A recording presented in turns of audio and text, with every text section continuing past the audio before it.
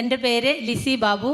ഞാൻ ഈ ഇടവകയിലുള്ളതാണ്. കഴിഞ്ഞ 32 വർഷമായിട്ട് ഞാനും എൻ്റെ മകനും നിരന്തരം പ്രാർത്ഥിച്ചുകൊണ്ടിരുന്നതാണ് എൻ്റെ ജീവിത പങ്കാളി ഒന്ന് വിശ്വാസത്തിലേക്ക് വരാൻ.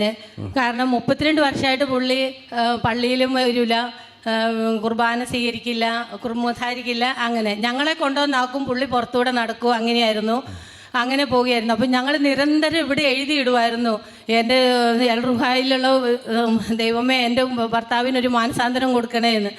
അങ്ങനെ പ്രാർത്ഥിച്ച് പിന്നെ ഇവിടെയുള്ള നമ്മുടെ ഉപ്പ് കൊണ്ടുപോയിട്ട് ഭക്ഷണത്തിൽ ഞങ്ങൾ അത് തന്നെയായിരുന്നു ഉപയോഗിച്ചുകൊണ്ടിരുന്നത്. അതൊക്കെ കൊടുത്ത് അങ്ങനെ ഭക്ഷണത്തിൽ ഞങ്ങൾ അതും ചേർക്കും. അങ്ങനെയായി കഴിഞ്ഞ ജൂൺ 6-ാം തീയതി എൻ്റെ ഭർത്താവ് കുമ്പസാരിച്ച് കുർബാന സ്വീകരിച്ച് പള്ളിയിൽ സ്ഥിരമായിട്ട് വരാൻ തുടങ്ങി.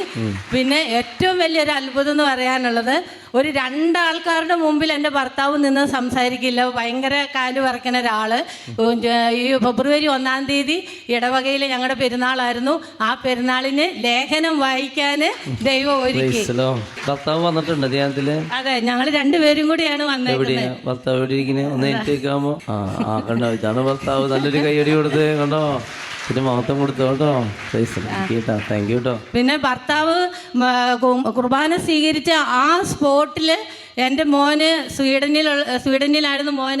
മോന് താൽക്കാലികമായിട്ട് ഒരു ജോലി മോന് കിട്ടി. ആ സമയത്ത് അതുവരെ മോനൊരു പാർട്ട് ടൈം ജോലി കിട്ടുന്നില്ലായിരുന്നു. സ്വീകരിച്ച് പള്ളിയിൽ നിന്ന് ഇങ്ങോട്ട് ഇറങ്ങലും ഫോൺ വരുന്നു, ഡാഡി എനിക്ക് ഒരു തൽക്കാലം ഒരു ജോലി ശരിയായിട്ടുണ്ടെന്ന്. അപ്പോൾ ആ തടസ്സവും മാറി കിട്ടി.